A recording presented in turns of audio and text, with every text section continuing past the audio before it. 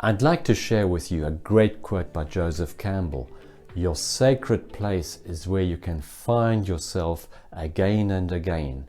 For me, that sacred place has certainly been the Camino de Santiago in northwestern Spain. This is an ancient path trodden by pilgrims for many hundreds of years. Today, it's being rediscovered by many people as a route to self-discovery and experiential spirituality. I've met some amazing people on the Camino de Santiago. The first time I walked was some 15 years ago when I had some major personal and relationship issues to face with. And over the course of the years, I've literally changed my whole life. And this is the reason why I wrote Deep Walking for Body, Mind and Soul. There are three major takeaways here.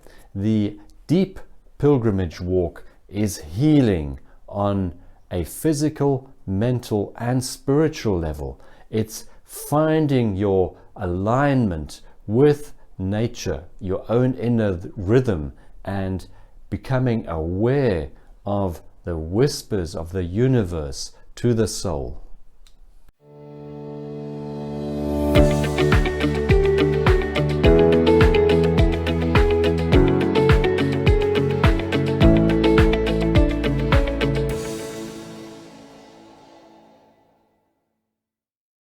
In this compressed version of my book, Deep Walking for Body, Mind and Soul, we will explore finding meaning and purpose in the deep walking experience. You can use these techniques in dealing with the loss of a loved one, overcoming a separation, or even a job loss. But first and foremost, it's about how you can rediscover your own inner spirituality. In fact, here's just a sample of what we'll cover in this mastermind training. The enormous benefits you have from simply walking and healing on a mental, physical and spiritual level, and much, much more. Did you know that the benefits of walking can include not only better physical health, but mental health as well? Walking for exercise is one of the best ways to make yourself healthier every day, and all it requires is getting your steps in. If you're still wondering, is walking good exercise? Then read on to discover what amazing health benefits lay in store for you. One of the many amazing people I met on the Camino de Santiago in northwestern Spain was 85-year-old Johannes van der Pas from the Netherlands. Walking the entire 500-mile pilgrimage route is a major physical challenge for most people. But when I met Johannes in the village of Negere, he had already walked more than 2,000 miles from his hometown in Eindhoven, averaging about 20 miles per day. Johannes not only looked much younger than his age, but could outwalk most of the hikers half his age. His simple recipe: just take a walk every day. The activity of walking is one of the best methods of keeping you healthy on a physical, mental and soul level, according to a growing body of research. On a technological level, the human race has made enormous strides. The downside is that many of our inventions have lured us into a sedentary lifestyle.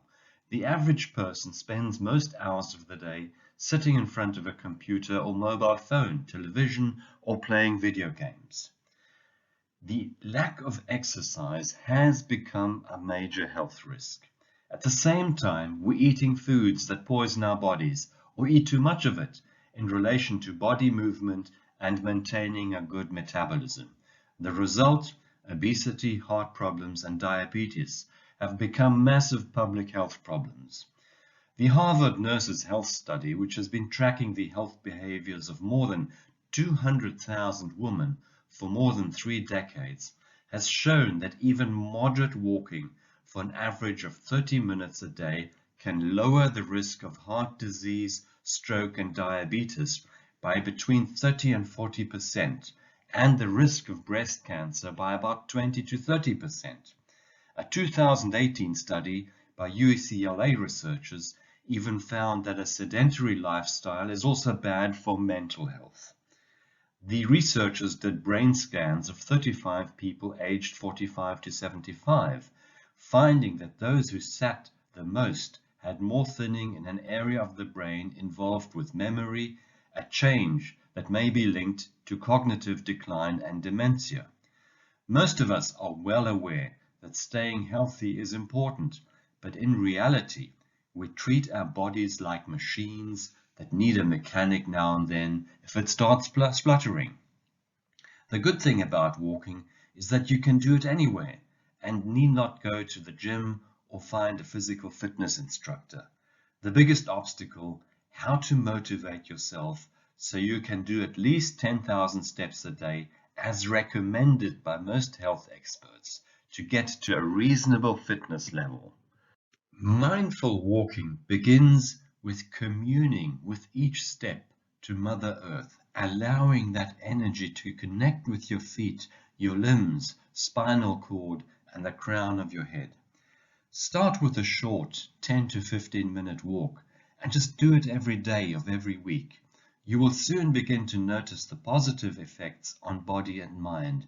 If you put yourself under pressure by wanting to do too much too soon, you will inevitably fail and get frustrated. It's a small change in one's daily habits that has an enormous positive impact. With mindful deep walking, you will start to naturally tap into your own rhythm and with that the rhythm of the universe.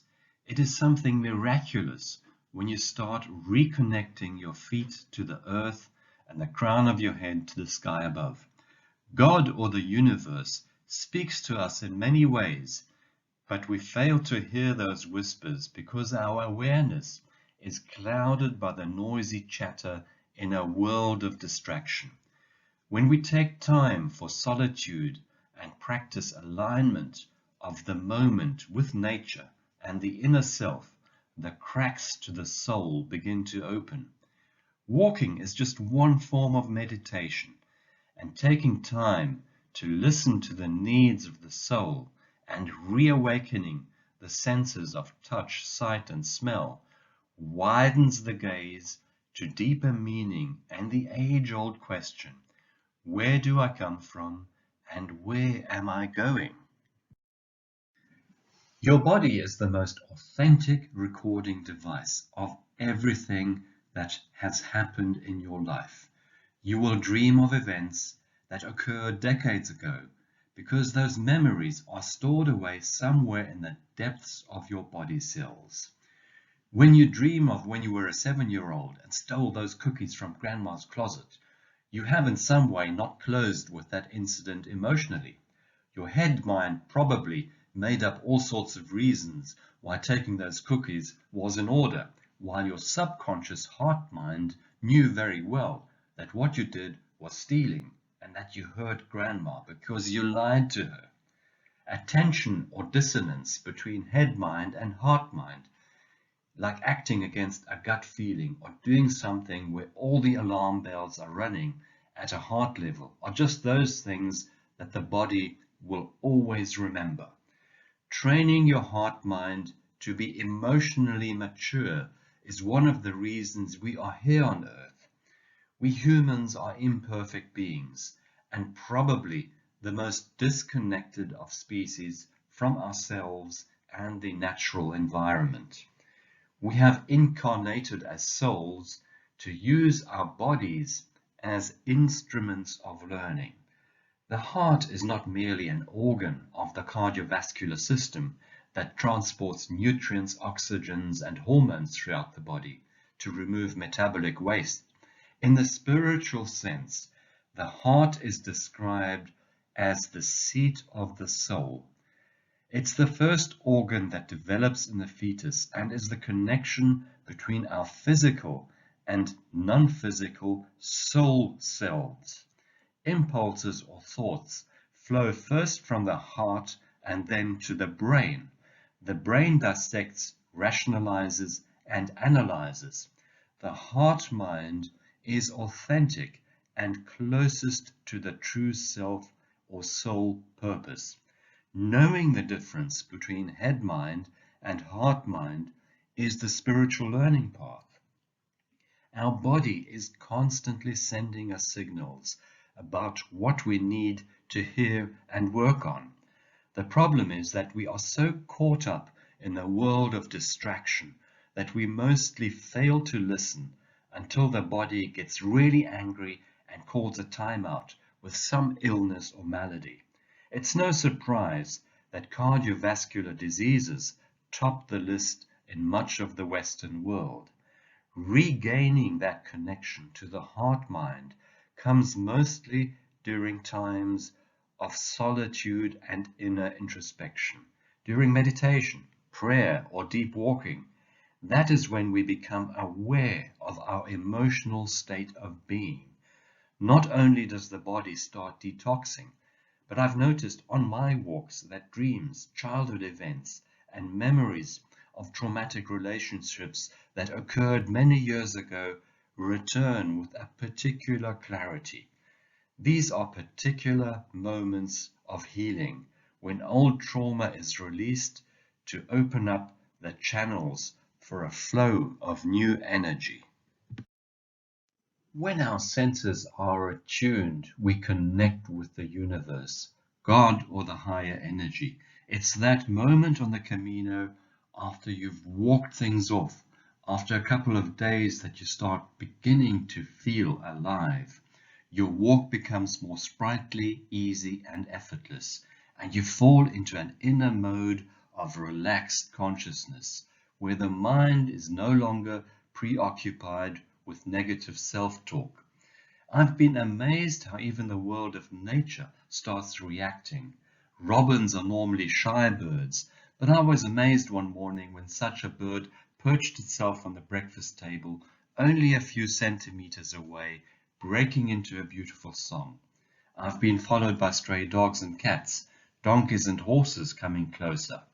Nothing like this happened to me when I was engaged in self-absorbing and negative talk. The entire creation process is evolutionary and all about change. God, or the universe, wants us to develop, transform, and grow to higher consciousness. While religion focuses on who you are supposed to be by abiding to certain rules of conduct and practice, spirituality is all about becoming who you really are with all your unique, individual, God-given potential and ability. Our world is very complex and chaotic, but behind the chaos, we know there is a natural order of things that cannot just be a coincidence. In contrast to religious doctrine, spirituality is experiential and a deeply personal connection with the divine. In simple terms, God cannot be believed. God can only be experienced. Religious ritual can be a method for attainment of the spiritual, and there is enormous energy that can be generated by groups of people praying or singing together. At its best, religion is a ritualized expression of the spiritual. At its worst, it becomes an instrument of dehumanization and control. Again, to go back to the mystical roots of Christianity, which is built around the figure of Jesus, who fought the hypocrisy of religion as practiced by the scribes and the Pharisees of the time. He was the ultimate spiritual teacher who realized that human suffering cannot be alleviated by abiding to certain codes of religious conduct, but only from a transformation of inner attitude, action, and thought. Fundamentalist preachers for centuries have read the scriptures literally, taking many extracts out of context to exert influence and power. The images and mythology behind many biblical stories open up an entirely different world and multi-layered interpretation. Conventional Christian doctrine has it that Jesus was conceived and born of his mother Mary while she was still a virgin, and she remained a virgin all her life. However, the story of the virgin birth is deeply embedded in mythology, going back about 2000 years before the birth of Jesus. Mut-em-ua, the virgin queen of Egypt, was said to have given birth to the pharaoh Amenphosis, who built the temple of Luxor. The Egyptian god Ra, or sun, was said to have been born of a virgin mother called Nut. Religious belief throughout the ages has originated from the depths of the human psyche and collective unconscious. The concept of the birth of the divine child is found in Krishna, Buddha, Mitra, Horus, and Dionysus. Spiritual transformation of body and mind is at the heart of many religions.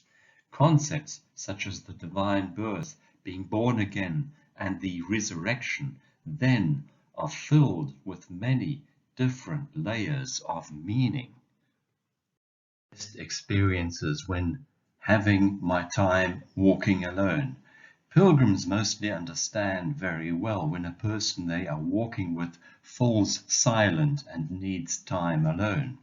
It is what the Chinese philosophers called the empty space between the spokes of the wheel that is more important than the spoke itself. It is in that empty dark space between the stars where you touch the divine. I'm convinced that the constant distractions with which the Western mind is confronted with is one of the root causes for unhappiness and depression. We as a society are so obsessed with what the wise ancients called the distractions of the 10,000 things. The news media feed on negative news, the constant subliminal messages, working our emotions, instilling a need for material things we mostly don't need. There is confusion between necessity and want. Lifestyles of the rich and famous are propagated in the yellow press and serve as role models that have very little relevance to reality. It is no coincidence that with the addiction to distraction, there are very few people who can truly bear to spend time alone. We are also social animals and need constant interaction with our fellow human beings just to feel safe. It is ingrained in our genes because our ancestors were hunter and gatherer communities that depended on each other's support and help. A person who was excluded from the tribe for a serious transgression inevitably faced certain death. We are thus constantly seeking the accolades through social media, but they will seldom lead you onto the path of deeper spiritual experience. It is during the walk alone, the time out, during a silent retreat, and the time alone in nature, where the gateway to the soul opens and you begin to realize who you truly are. Heart, the love and the divine within. It is who you truly are and that which the soul wants to illuminate. Nelson Mandela found solace in the poem Invictus by William Ernest Henley. Out of the night that covers me, black as the pit from pole to pole, I thank whatever gods may be for my unconquerable soul. In the fell clutch of circumstance, I have not winced nor cried aloud. Under the bludgeons of chance, my head is bloody but unbowed. Beyond this place of wrath and tears looms but the horror of the shade, and yet the menace of the years finds and shall find me unafraid. It matters not how strait the gate, how charged with punishments the scroll. I am the master of my fate. I am the captain of my soul.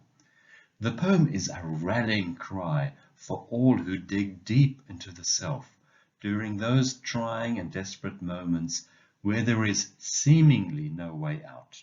It is in the dark night of the soul when we are humbled, humiliated, lying flat on the ground in desperation, rejection, fear, and feeling lost in that pit of hopelessness, that we very often have the deepest of spiritual experience. When we experience the darkness of nights and the sadness, the fear and the melancholy, the first impulse is to want it to go away and to have it fixed. But it is in the acceptance of this as being part of the human condition, the walking in the darkness of night, that forces into deep inner resource, a crisis that can manifest itself in sadness, anger, irritation, fear, and all the other toxic emotions, will in the end force you to take the necessary step forward. The unconquerable soul is a gift from God, when the head can still be held high in surviving against all the odds. It is often when we know no way out that a new door opens. We all have a story of lying flat on the ground and knowing no way out and knowing not where to go next. There is a saying that if you aren't grateful for the things you have now, you will never be grateful for the things you are wishing for. Being grateful for what you already have is one of the key aspects of creating happiness. It's not about just mumbling off gratitudes like a must-do happiness ritual, but really exploring that which you are truly grateful for. I'm so grateful that I've been given the opportunity by the universe to do this walk, that I'm healthy enough to do it, and that I've been given the time and the financial means to do so. You feel that gratitude energy flowing like a wave through every cell of your body in one big exhaling breath, while you move your lips into a gentle smile. The advanced spiritual teachers even gave thanks for the unfortunate events that came into their lives because they viewed this as an opportunity for the soul to grow. Most prayer emphasizes the wanting of something, better health, finding a new job, a marriage partner, getting out of debt, having more money, a new home, a new car, and so forth. This often comes out of a feeling of deficiency. Expressing gratitude in a prayer comes with an entirely different mindset of abundance, empowerment, and the wisdom that all is grace and interwoven within the bigger matrix of higher meaning. Gratitude comes from within, and it is entirely different from the consumer-oriented mindset, which is insatiable and never satisfied. Being grateful puts things into perspective and gives true meaning to being grateful for every day where we are healthy, breathing, and alive. I met several people on the Camino who gave me a new sense of meaning when they told me of their own struggles and battles.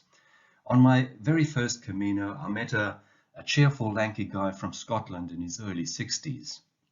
Only later did I find out that he had locked the door of his home and at the spur of the moment walked all the way through England, France, and Spain in his way of dealing with the grief of losing his beloved wife to cancer. And a man who had most of his intestines removed in a cancer surgery and had walked with me for several days taught me all about the preciousness and gratitude of living every moment to the fullest. A young man was told by doctors 2 years prior that he would probably never walk again after his spine was fractured in several places in a mountain bike accident. And here he was on the Camino, walking strong, up to 24 miles a day. And another pilgrim who'd been diagnosed with multiple sclerosis, a potentially disabling disease of the central nervous system, was walking the Camino, grateful for every step he could take without pain. And hearing these stories from fellow pilgrims made my own problems seem like minor difficulties, especially when looking back in time. Verbally expressing our gratitude or even writing it down in a gratitude diary increases our energy, optimism, and feeling of general well-being. Researchers at Nottingham University in England found that the kind of gratitude people practice or feel influences very much how they give back. Individuals with a broader outlook of gratitude who are more likely to notice and appreciate the positive in the world are more likely to engage in behaviors that help others, compared with those who feel gratitude just as a temporary emotion that passes. These people also experience greater resilience in stress situations. Feeling grateful helps people to reciprocate that feeling. Gratitude had the largest effect on people's willingness to give back, more than sadness, happiness, empathy, shame, and anger, according to the research. However, recent research has determined that gratitude toward our close relationship partners serves the additional purpose of helping to strengthen those bonds. Gratitude helps us notice and attend to the positive, responsive behaviors that our loved ones enact towards us. It could be a time when your partner made a dinner or a friend did you a favor.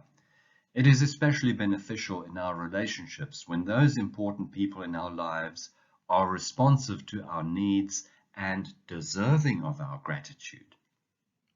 The Zulu term Ubuntu aptly describes that we are who we are because of those who have formed us during the course of our lives. Ubuntu stems from the Zulu phrase Umuntu Ngumuntu Ngabantu, which literally means that a person is a person through other people. It very much affirms what is becoming the era of raised human consciousness. Whatever we are and whatever we have comes from the greater whole, and from that stems individual responsibility for the greater whole.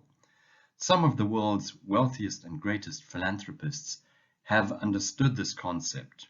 It's the law of reciprocity, which we find in the Bible verse Luke 6. If you give to others, you will be given a full amount in return. It will be packed down, shaken together, and spilling over into your lap. The way you treat others is the way you will be treated.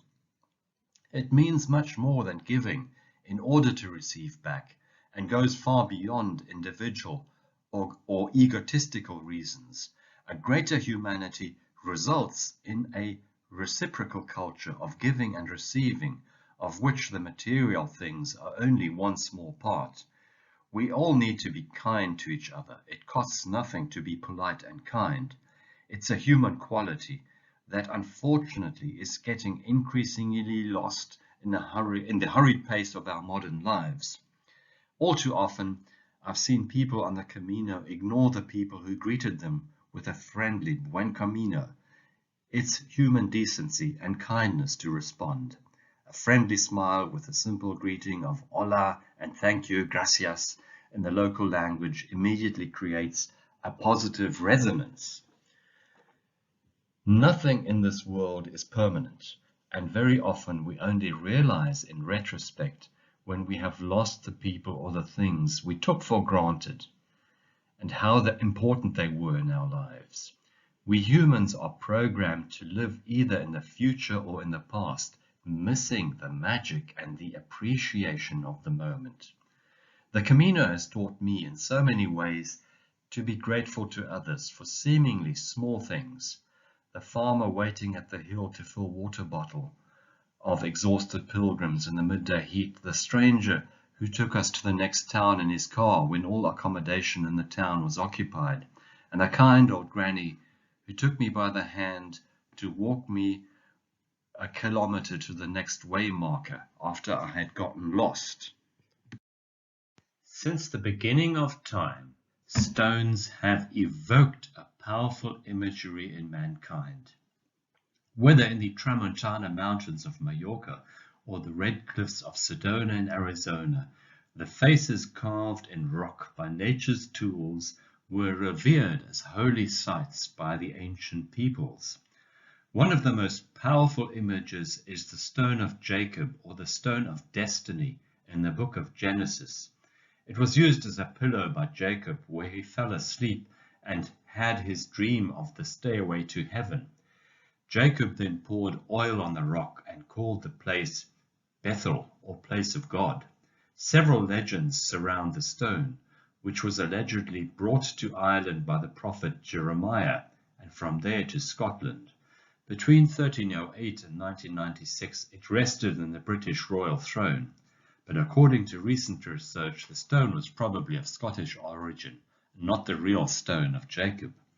Both Jews and Muslims believe that the first of God's creation was the foundation stone, the massive rock embedded under the Temple Mount in Jerusalem.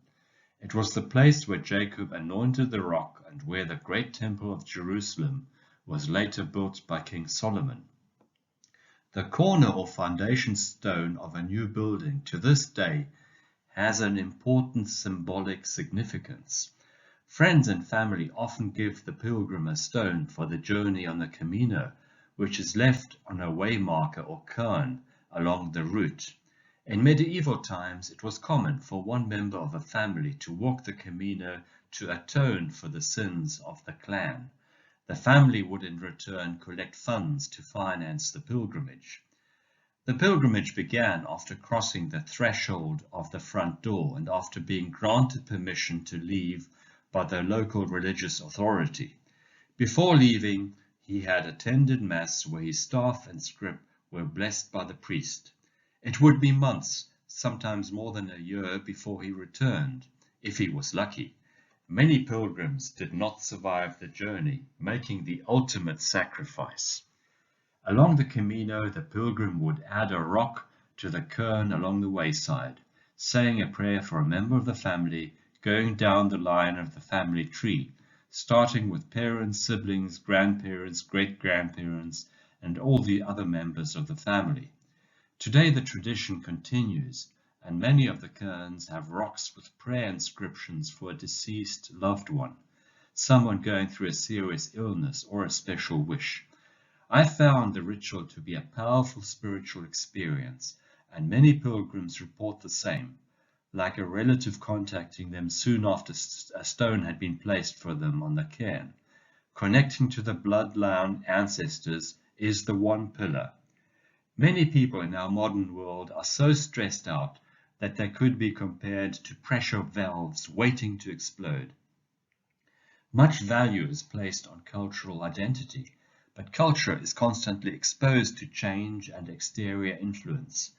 The Nazis propounded the concept of an Aryan or master race to set themselves apart from other nations and ethnic groups, but thanks to genetics we know that the concept in itself is totally flawed.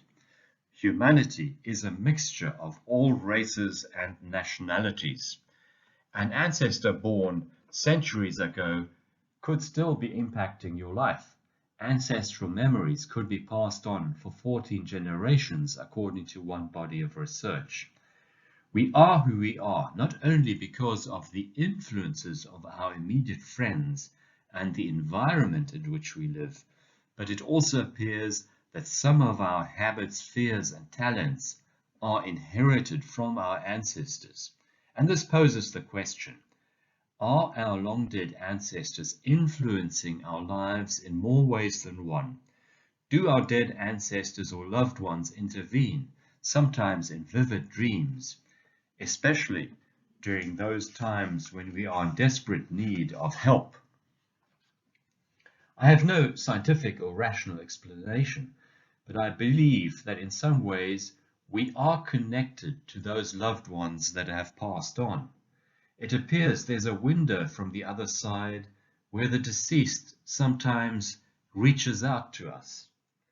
I've had several almost lucid dreams where my beloved grandparents have reached out to me. The theme has always been in a similar vein: remain in faith and trust. Everything's going to be fine. In one dream, during a particularly stressful period in my life, I was again that little boy, aged 3 or 4 years, where I felt the warm hand of my grandmother almost with uncanny reality, comforting a frightened child. While working on this book, my younger brother died unexpectedly from a heart attack. He didn't have an easy life, haunted for many years by the trauma of the time he spent as a soldier in the South African Army during the war in Angola in the 1970s.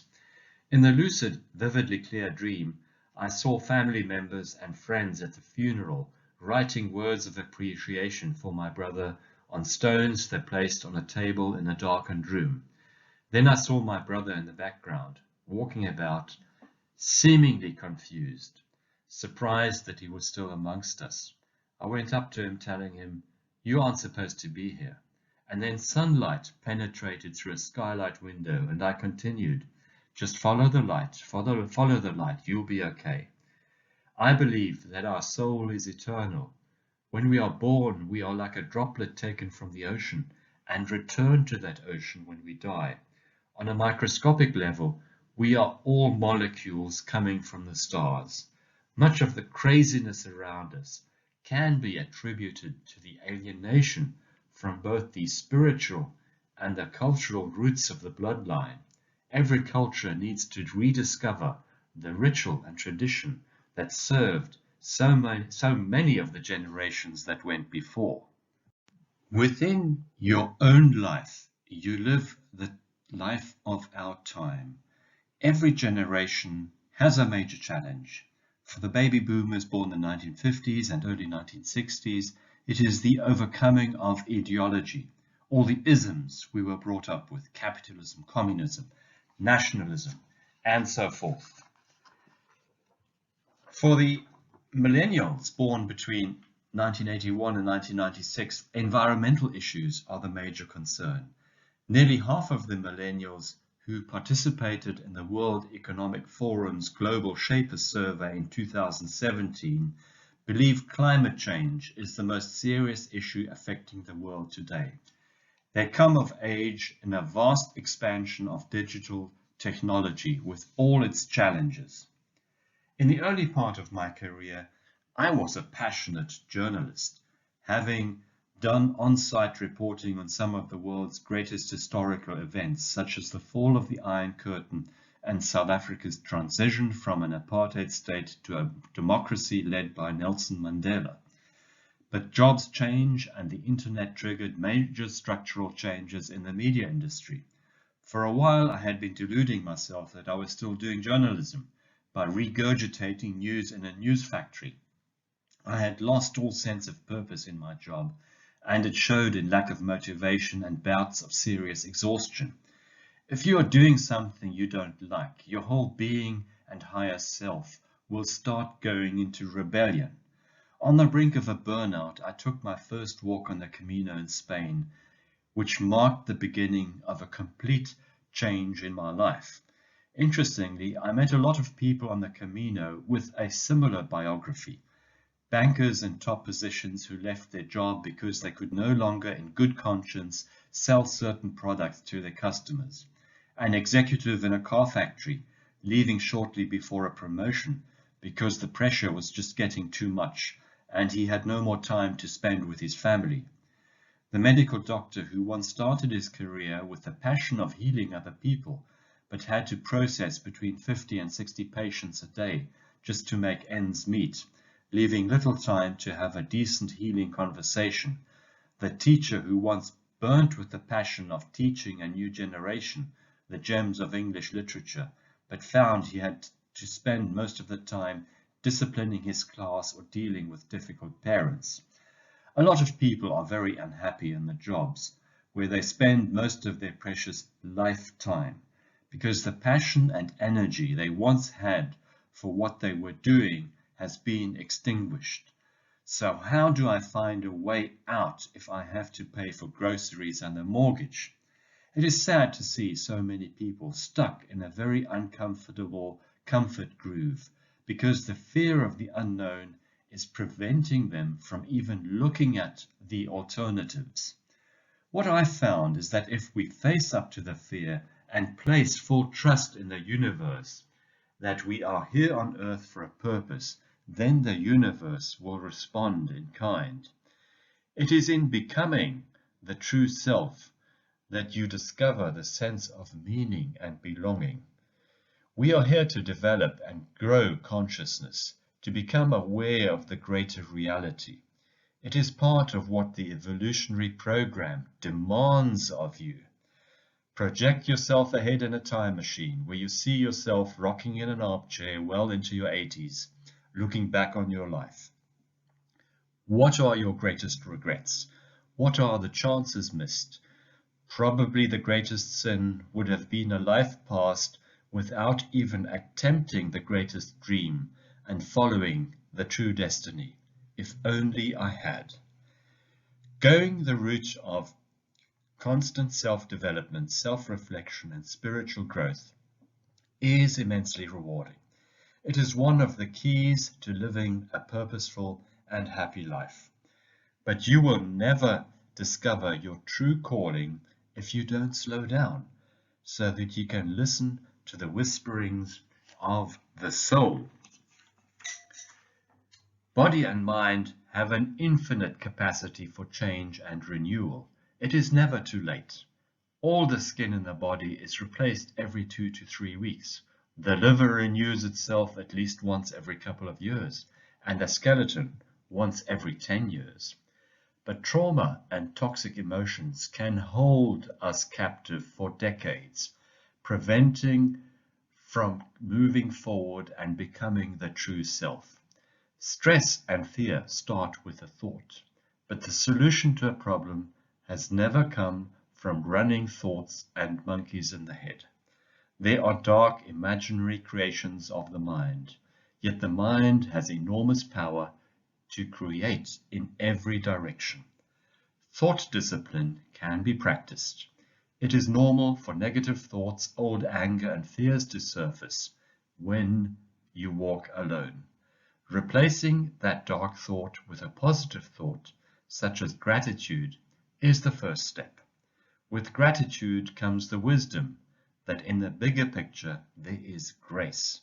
The grace that you are part of a bigger matrix, that everything has meaning, that you are born to learn, grow, and to become.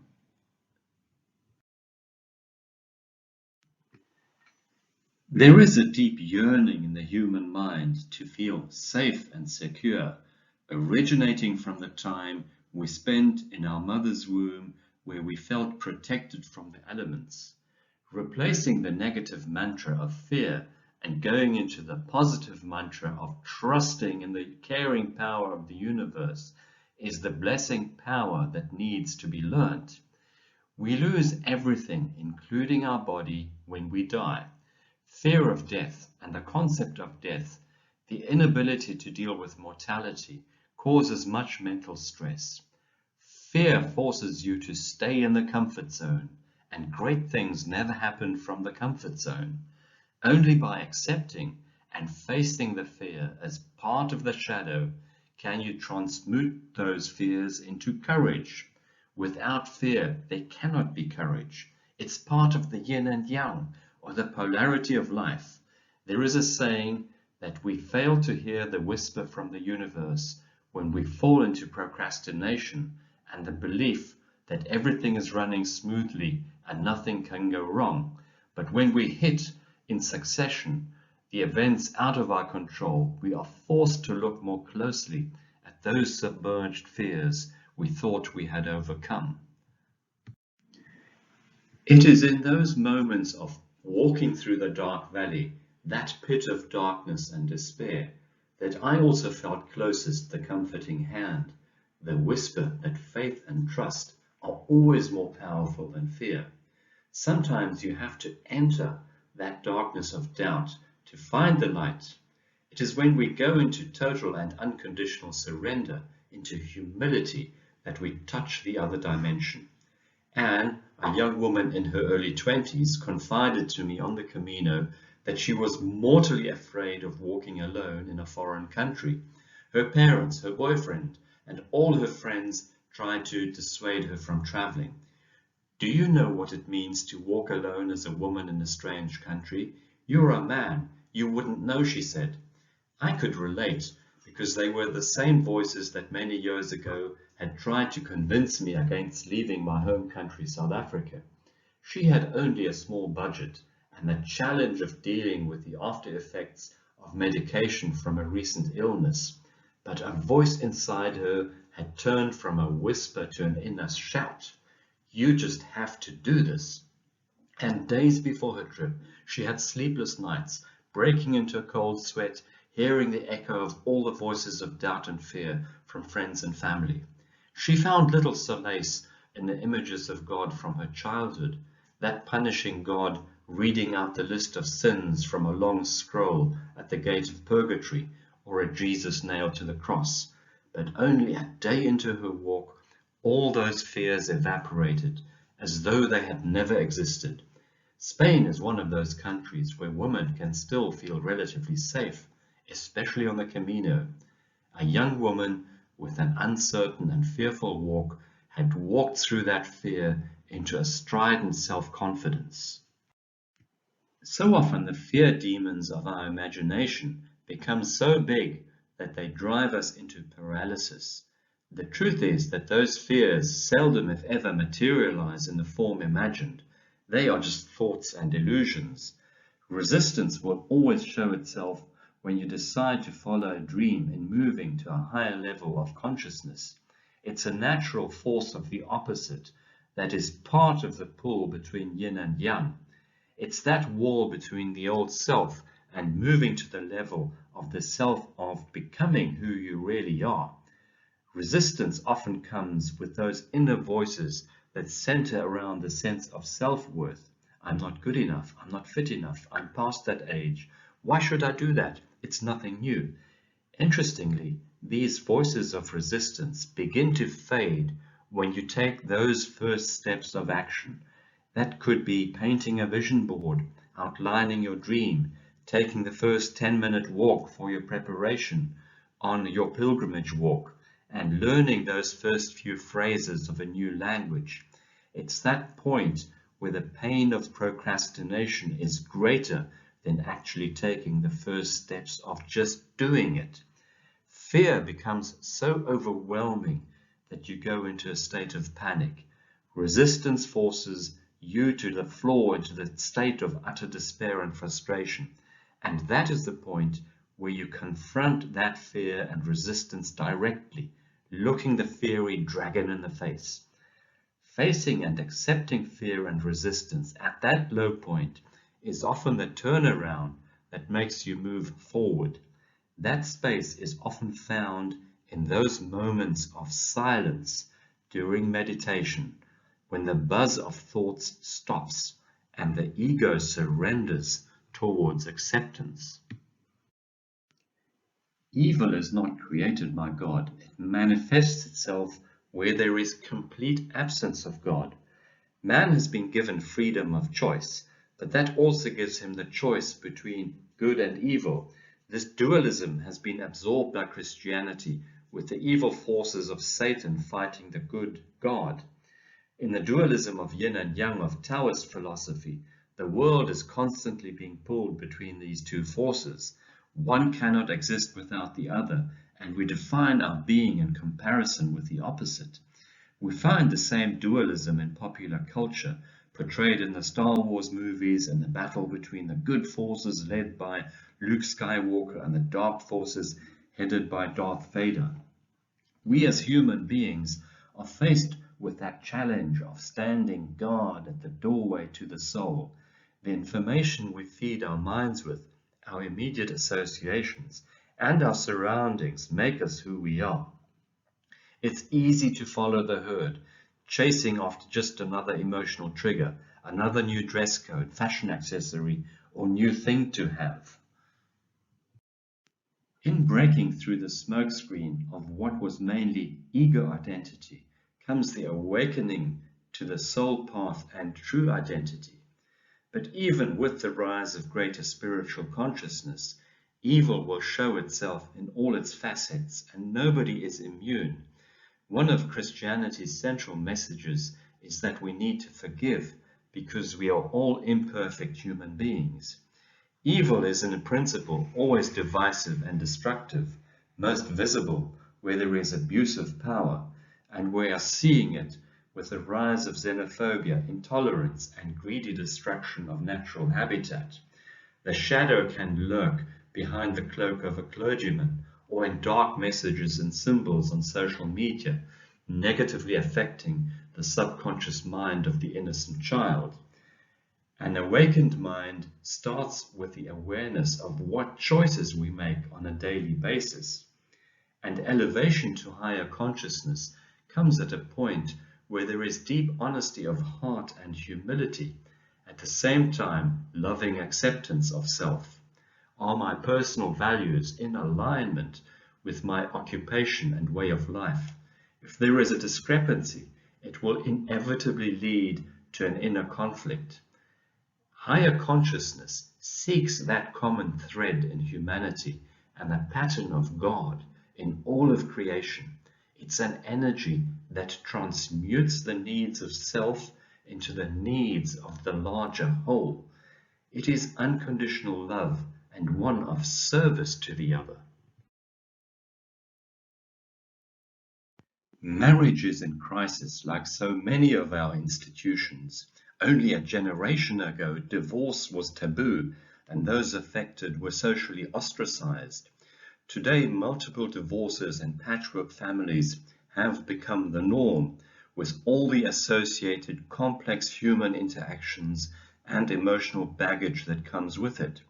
Falling in love is simply not enough. If there is no shared vision and philosophy on fundamental aspects of life, estrangement is inevitable. Once the romantic stage of a partnership starts moving into the reality of a shared life together, differences that were blurred by sexual attraction and romantic love burst to the fore. It's common for couples to go into the blame game by blaming the other for old emotional pain that sometimes has its roots in a childhood trauma. Marriage is each partner surrendering to the other, giving up a previous life as an individual to life together. But when one or both partners lose each other, when compromise after compromise is made, both end up living unfulfilled lives of compromise. Relationships are constant work and reflection on different needs and expectations. If you are hoping to clear up marriage issues on the Camino, you most likely will be disappointed. If you have a loving soul partnership prior to your walk, the Camino will be an unforgettable experience where both move in synchronicity to a higher spiritual consciousness. We are part of a matrix of relationships. Who we are is determined from early childhood by associations with the people closest to you. Tell me who your friends are and I'll tell you who you are. The saying was first coined by the American coach, speaker, and author Jim Rohn. Close friends and marriage partners are known to share each other's views, values, dress codes, and even mannerisms. The energy frequency on which we are moving determines who we make friends with and want to spend our time with. Everything is relationship. When we are born, the closest relationship is with the mother. It evolves from there to the forming of identity and self in puberty, when part of the process is rejecting everything the parental generation stood for. But relationship has so many levels of interaction. The image of self is so often colored by external influences that few people know who they really are and what their innermost needs are. Who are you in the gigantic web of living beings on earth? What is your relationship to your physical self and the external world around you? How you treat the earth is very much a reflection on how you treat yourself. A pilgrimage walk is very much a discovery of relationship to self, to God, or the universal intelligence. Some pilgrims describe it like a walk home as awareness grows, that you are not alone and that you can go into trust. German philosopher Martin Buber, in his book Ich und Du, translated as I and Thou, finds that human life essentially finds meaning and purpose in relationship. In this view, all our relationships ultimately bring us into relationship with God or our Creator. In the Christian mystic tradition, it's about finding the God within. We are part of that creation matrix and not separate from it. In the Gospel of St. Thomas, discovered at Nag Hammadi in Egypt in 1945, Jesus is quoted as saying, See, the kingdom is in the sky. Then the birds of the sky will precede you. If they say to you, it is in the sea, then the fish will precede you. Rather, the kingdom is inside of you, and it is outside of you. When you come to know yourself, then you will become known, and you will realize that it is you who are the sons of the living Father. This is closely related to the words of Greek philosopher Pythagoras. Man, know thyself, then thou shalt know the universe and God. Getting back into the rhythm of a daily routine is something that many of the pilgrims find hardest. Consistency is the key. Going on a 12-mile hike each day for several weeks will have catapulted you to a fitness level and sense of well-being that you will not want to lose again. Staying consistent with good habits is all it takes, but remaining disciplined with a daily exercise routine, prayer ritual, or visualization sequence is also one of the most difficult things to do. It's the reason why highly disciplined sports stars fall into obesity when they retire, or highly successful business people lose touch with important clients and fall into a downward spiral. Becoming a better human being is a lifelong undertaking. We wouldn't be here if our soul didn't have something to learn. Looking at the shadow and training to be compassionate, kind, humble, forgiving, and grateful demands constant mindfulness. The inability to remain consistent is one of the main reasons why most New Year's resolutions fail before the month of January has passed. Often the goals are set too high, or the motivation does not come out of the deeper sense of meaning. Small changes, daily positive habits, done consistently over time, in the end lead to a positive outcome. There is the tale of an old Indian chieftain telling his grandson the story of the two wolves, constantly struggling in the heart of the human. There is the wolf of darkness, who is full of envy, desperation, fear, and anger. The other is the wolf of light. It's the wolf of love, generosity, compassion, kindness, and joy. The grandson asks, and which of the two wolves is going to win? Sighing, the old chieftain replies, the wolf you choose to feed. The Camino, or a pilgrimage, is a spiritual journey. It can be a homecoming to the discovery of self, but also complete estrangement from a life previously lived. A gateway toward a new state of consciousness has been entered, from which there is no turning back. The world out there, and most of the time, we ourselves are constantly labeling the self with external titles and roles. I am a teacher, a doctor, a businesswoman, an actress, a parent. Discovering soul identity means a radical change to the external life. Pilgrims have been known to realign their lives completely, leaving unfulfilling jobs, dysfunctional relationships, or even moving to a different country. On the Camino, a label is irrelevant. You are simply a peregrino or pilgrim on the path, bearing your backpack and doing your daily walking like everyone else. A label or title is mostly far removed from soul identity, but we often confuse the two.